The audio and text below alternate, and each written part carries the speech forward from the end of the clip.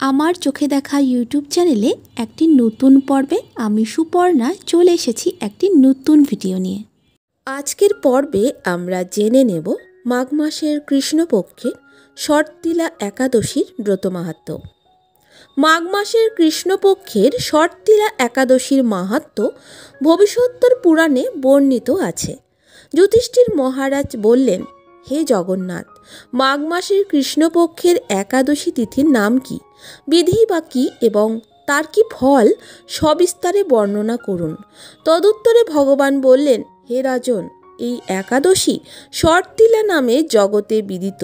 এক সময় দালভ্য ঋষি মুনিশ্রেষ্ঠ পুলস্তকে জিজ্ঞাসা করেন, মর্তলোকে মানুষেরা ব্রহ্মহত্যা, গো হত্যা, অন্যের সম্পদ হরণ আদি পাপকর্ম দ্বারা নরকে গমন করে, যাতে তারা নরক গতি থেকে রক্ষা পায় তা যথাযথভাবে আমাকে উপদেশ করুন। অনায়াসে সাধন করা যায় এমন কোনো কাজের মাধ্যমে যদি তাদের এই পাপ থেকে উদ্ধারের কোনো উপায় থাকে তবে তা বলুন। ঋষি পুলস্ত বললেন, হে মহাভাগ, তুমি একটি গোপনীয় উত্তম বিষয়ের প্রশ্ন করেছ। মাঘ মাসে শুচি, জিতেন্দ্রীয়, কাম, ক্রোধ আদি শূন্য হয়ে স্নানের পর সর্বদেবেশ্বর শ্রীকৃষ্ণের পূজা করবে। পূজাতে কোনো বিঘ্ন ঘটলে কৃষ্ণ নাম স্মরণ করবে। রাত্রিতে অর্চনার্থে হোম করবে। তারপর চন্দন, অগুরু, কর্পূর ও শর্করা প্রভৃতি দ্বারা নৈবেদ্য প্রস্তুত করে ভগবানকে নিবেদন করবে। কুষ্মাণ্ড, নারকেল অথবা 100 গুবাক দিয়ে অর্ঘ্য প্রদান করবে। কৃষ্ণ কৃষ্ণ কৃপালস্থ মদিনাং গতির্ভব ইত্যাদি মন্ত্রে শ্রীকৃষ্ণের পূজা করতে হয়। কৃষ্ণ আমার প্রতি প্রীতি হন বলে যথাশক্তি ব্রাহ্মণকে জলপূর্ণ কলস, ছত্র, বস্ত্র, পাদুকা, গাভী ও তিল পাত্র দান করবে। স্নানাদি কার্যে কালো তিল অত্যন্ত শুভ। হে দ্বিজোত্তম, ওই প্রদত্ত তিল থেকে পুনরায় যে তিল উৎপন্ন হয় তত বছর ধরে দানকারী স্বর্গলোকে বাস করে।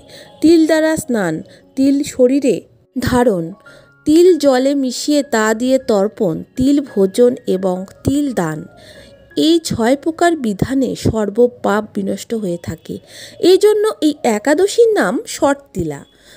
হে যুধিষ্ঠির, এক সময় নারদও এই শর্তিলা একাদশীর ফল ও ইতিহাস সম্পর্কে জানতে চাইলে যে কাহিনী আমি বলেছিলাম তা এখন তোমার কাছে বর্ণনা করছি। পুরাকালে মর্তলোকে এক ব্রাহ্মণী বাস করত। সে প্রত্যহ ব্রত আচরণ ও দেবপূজা পরায়ণা ছিল। উপবাসক্রমে তার শরীর অত্যন্ত ক্ষীণ হয়ে গিয়েছিল। সেই মহাসতী ব্রাহ্মণী অন্যের কাছ থেকে দ্রব্যাদি গ্রহণ করে দেবতা, ব্রাহ্মণ, কুমারীদের ভক্তি ভরে দান করত, কিন্তু কখনো ভিক্ষুককে ভিক্ষা দান ও ব্রাহ্মণকে অন্ন দান করেননি। এইভাবে বহু বছর অতিক্রান্ত হলো।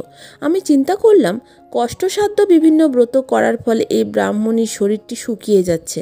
সে যথাযথভাবে বৈষ্ণবদের অর্চনও করেছে, কিন্তু তাদের পরিতৃপ্তির জন্য কখনো অন্ন দান করেনি। তাই আমি একদিন কাপালিক রূপ ধারণ করে তামার পাত্র হাতে নিয়ে তার কাছে গিয়ে ভিক্ষা প্রার্থনা করলাম। ব্রাহ্মণী বলল, হে ব্রাহ্মণ, তুমি কোথা থেকে এসেছো, কোথায় যাবে তা আমাকে বলো। আমি বললাম, হে সুন্দরী, আমাকে ভিক্ষা দাও। তখন সে ক্রুদ্ধ হয়ে আমার পাত্রে একটি মাটির ঢেলা নিক্ষেপ করল। তারপর আমি সেখান থেকে চলে গেলাম। বহুকাল পরে সেই ব্রাহ্মণী ব্রত প্রভাবে সশরীরে স্বর্গে গমন করল। মাটির ঢেলা দানের ফলে একটি মনোরম গৃহ সে প্রাপ্ত হলো। কিন্তু হে নারদ, সেখানে কোনো ধান ও চাল কিছুই ছিল না। গৃহ শূন্য দেখে মহাক্রোধে সে আমার কাছে এসে বলল, আমি ব্রত, কৃচ্ছা সাধন ও উপবাসের মাধ্যমে নারায়ণের আরাধনা করেছি। এখন হে জনার্দন, আমার গৃহে কিছুই দেখছি না কেন? হে নারদ, তখন আমি তাকে বললাম, তুমি নিজ গৃহে দরজা বন্ধ করে বসে থাকো। মর্তলোকের মানবী সশরীরে স্বর্গে এসেছে শুনে দেবতাদের পত্নীরা তোমাকে দেখতে আসবে, কিন্তু তুমি দরজা খুলবে না। তুমি তাদের কাছে শর্তিলা ব্রতের পুণ্যফল প্রার্থনা করবে। যদি তারা সেই ফল প্রদানে রাজি হয় তবেই দরজা খুলবে। এরপর দেবপত্নীরা সেখানে এসে তার দর্শন প্রার্থনা করল। শর্তিলা ব্রতের ফল পেলেই কেবল সেই মানবী দর্শন দেবেন জেনে তাদের মধ্যে এক দেবপত্নী তার শর্তিলা ব্রতজনিত পুণ্যফল তাকে প্রদান করল। তখন সে ব্রাহ্মণী দিব্যকান্তি বিশিষ্টা হলো এবং তার গৃহ ধনধান্যে ভরে গেল। দ্বার উদ্ঘাটন করলে দেবপত্নীরা তাকে দর্শন করে বিস্মিত হলেন। হে নারদ, অতিরিক্ত বিষয় বাসনা করা উচিত নয়, বিত্ত স্বার্থ অকর্তব্য। নিজ সাধ্যমতো তিল, বস্ত্র ও অন্নদান করবে। শর্তিলা ব্রতের প্রভাবে দারিদ্রতা, শারীরিক কষ্ট, দুর্ভাগ্য প্রভৃতি বিনষ্ট হয়। এই বিধি অনুসারে তিল দান করলে মানুষ অনায়াসে সমস্ত পাপ থেকে মুক্ত হয়। বন্ধুরা, এই ছিল মাঘ মাসের কৃষ্ণপক্ষে শর্তিলা একাদশীর ব্রত মাহাত্ম্য। ভিডিওটি প্রথম থেকে শেষ অবধি দেখতে ভুলবেন না।